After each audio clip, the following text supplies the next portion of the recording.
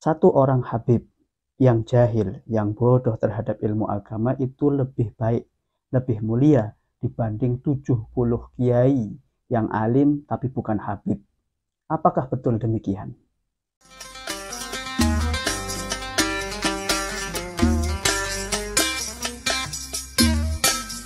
Assalamualaikum teman-teman. Kemarin saya melihat satu video yang cukup menarik. Ada seorang mubaligh di atas panggung, dia menyatakan satu statement begini. Satu orang habib yang jahil, yang bodoh terhadap ilmu agama itu lebih baik, lebih mulia dibanding 70 kiai yang alim tapi bukan habib. Apakah betul demikian? Nah, saya nggak tahu dari mana mubaligh itu mengambil referensi pernyataan tersebut, dari kitab apa, tahu dari ulama siapa, tidak ada keterangan. Jadi kita nggak bisa verifikasi apakah betul atau tidak pernyataan tersebut. Namun saya menemukan satu pernyataan yang tidak kalah menarik dari Syekh Nawawi Banten, yang ini jelas sumbernya. Syekh Nawawi Banten, seorang ulama kelahiran Tanara, Banten, yang kemudian menjadi bintang para ulama di tanah Hijaz, salah satu kebanggaan dari para ulama di Nusantara ini, yang menyatakan tentang mana yang lebih utama, yang perlu diutamakan antara orang alim tapi bukan keturunan Rasulullah dengan keturunan Rasulullah tapi dia tidak alim. Pernyataan tersebut tercantum di dalam kitab Maraqil Ubudiyah, yang merupakan penjelasan atas kitab Bidayatul Hidayah karya Imam Al-Ghazali. Di sini di bab tentang cara untuk menghindarkan hati dari sifat sombong. Jadi Imam Ghazali menjelaskan tentang bagaimana cara agar hati kita terhindar dari sifat sombong.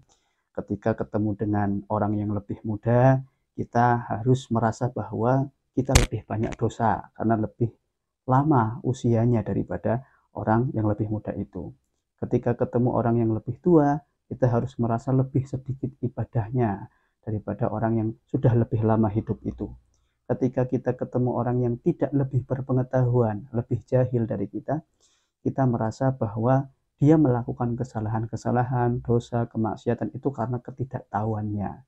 Sementara ketika ketemu dengan orang yang lebih alim, yang lebih berpengetahuan, lebih berilmu, jelas kita harus merasa lebih butuh terhadap ilmu, lebih butuh untuk mengambil faedah dari orang tersebut. Nah, ketika menyinggung tentang orang berilmu ini, Syekh Nawawi Banten mengomentari tentang perbandingan antara keturunan Rasulullah yang tidak alim, yang jahil, dan orang alim tapi bukan keturunan Rasulullah. Bagaimana pernyataan beliau? Kita baca langsung di kitabnya.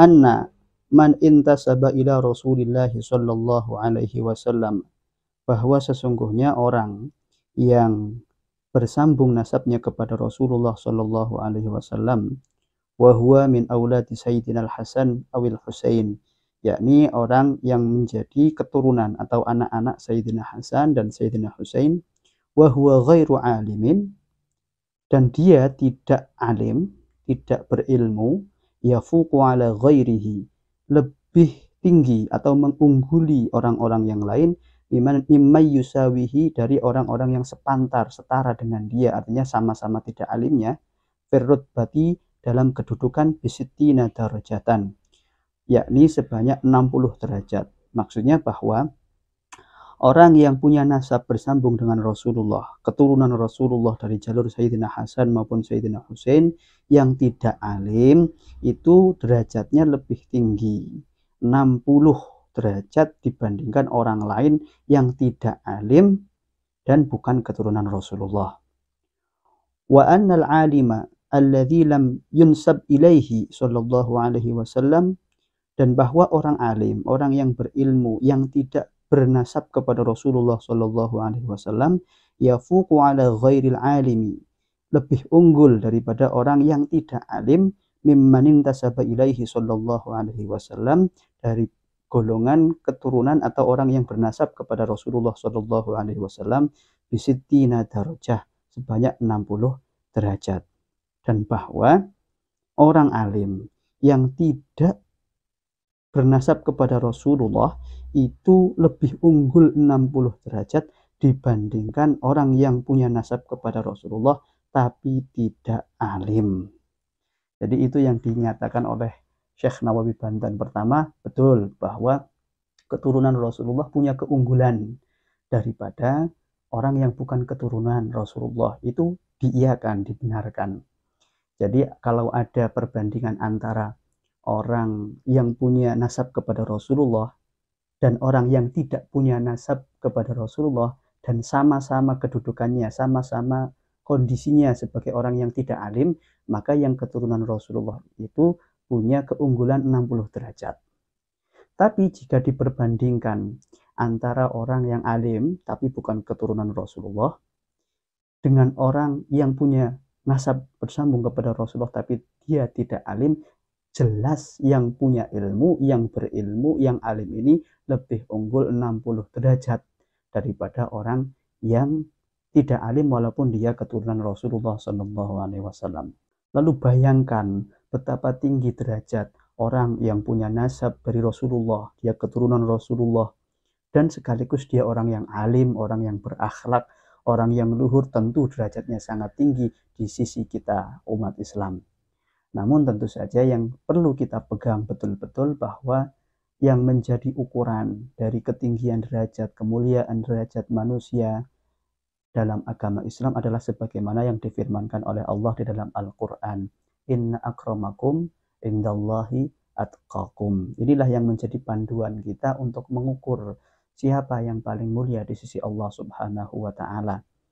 Jadi di situ Allah Ta'ala menerangkan suatu fakta bahwa Allah menciptakan manusia itu dari laki-laki maupun perempuan.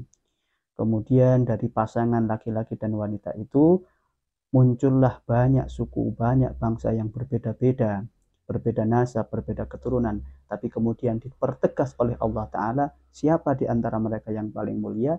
Inna akramakum, sesungguhnya yang paling mulia di antara kalian, indallahi di sisi Allah, atqakum adalah yang paling bertakwa kepada Allah Ta'ala. Nah itu tadi pendapat pernyataan dari Syekh Nawawi Banten mengenai perbandingan antara keturunan Rasulullah yang jahil dengan orang alim tapi bukan keturunan Rasulullah. Bagaimana pendapat teman-teman semua? Mungkin mau berkomentar? Silakan tuliskan di kolom komentar di bawah. Semoga bermanfaat. Wassalamualaikum warahmatullahi wabarakatuh.